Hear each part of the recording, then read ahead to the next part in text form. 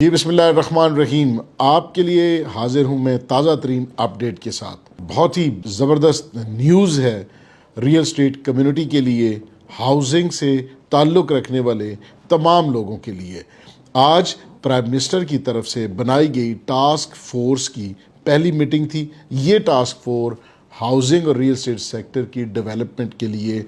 بنائی گئی ہے، اور اس میں جو پرائم منسٹر صاحب کا ویژن ہے اس کو ٹرانسلیٹ کرنے کے لیے ٹاسک فورس کے تمام ممبران انتہائی کمیٹڈ نظر آئے اس پہلی میٹنگ میں، اور سب کا یہ خیال تھا کہ ہم نے اس سیکٹر کو فیسیلیٹیٹ کرنا ہے اور ٹیکسز کو ریشنلائز کرنا ہے، ٹیکسز کی جو شرح ہے اس میں کمی لے کے آنی ہے، اور یہ جو ٹیکس کا برڈن ٹرانزیکشن کی کاسٹ کے اوپر ہے اس کو ہم نے الحمدللہ کم کرنا ہے۔ اس کے لیے مختلف ورکنگ گروپس تشکیل دیے گئے ہیں۔ جو ورکنگ گروپس اپنی اپنی سفارشات مرتب کر کے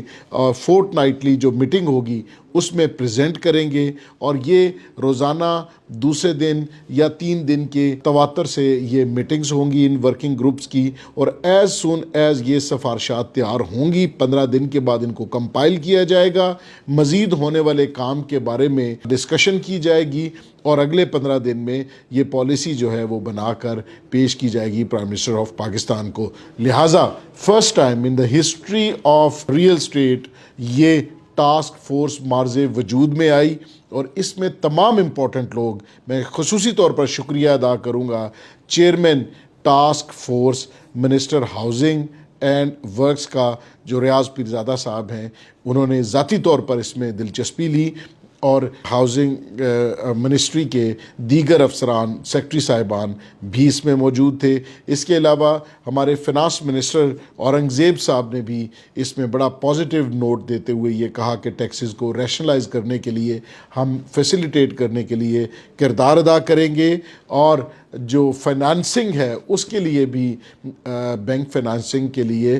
سفارشات مرتب کرنے کا کہا گیا، اور جو ورکنگ گروپس ہیں جو تشکیل دیے گئے ہیں اسی سلسلے میں وہ اپنی سفارشات مرتب کر کے اس کمیٹی میں پیش کریں گے۔ یہ بڑی براڈ اسپیکٹرم ہے اس کا، اور اس میں تمام دوستوں نے بڑا آج ووکلی اس بات کا اعادہ کیا کہ ہم ریئل اسٹیٹ کی سروائیول،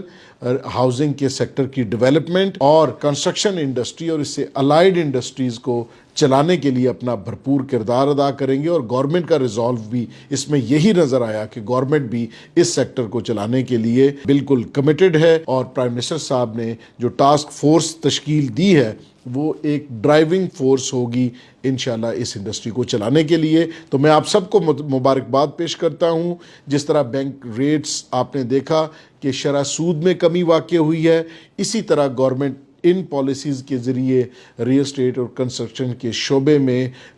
بہت سی اصلاحات کرنے جا رہی ہے، اور اسی کا ثمر آنے والے 2025، جیسے میں نے آپ سے پہلے بھی ریکویسٹ کی تھی اور پہلے بھی میں نے یہ عرض کیا تھا کہ 2025 ریئل اسٹیٹ کی کنسٹرکشن کی انڈسٹری کی ریوائیول کا سال ہوگا انشاءاللہ۔ آپ سب کو اس بات کی بہت بہت مبارکباد، اور اپنی صفوں میں اتحاد پیدا کیجئے، اچھی تجاویز ہمارے ساتھ شیئر کیجئے، انشاءاللہ آپ کی تجاویز کو انکارپوریٹ کیا جائے گا فائنل سجیشنز۔ آپ کا بہت بہت شکریہ۔